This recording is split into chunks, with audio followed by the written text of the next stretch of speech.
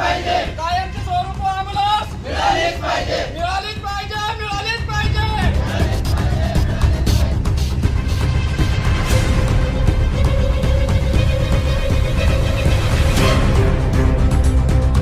गेल्या 2 महिन्यांपासून बोरगाव प्राथमिक आरोग्य केंद्रात 108 अँब्युलन्स नसल्याने रुग्णांना पुढील उपचारासाठी जिल्हा रुग्णालयात दाखल करण्यासाठी प्रचंड हाल होत आहे. प्रशासन याबाबत गांभीर्याने दखल घेत नसल्याने बोरगाव घाट माता परिसरातील नागरिक व आदिवासी आसरा फाउंडेशन तर्फे बोरगाव येथील बिरसा मुंडा चौकात शुक्रवारी दिनांक 27 रोजी बोरगाव बाग प्राथमिक आरोग्य केंद्रातील 108 अँब्युलन्स हरवली आहे.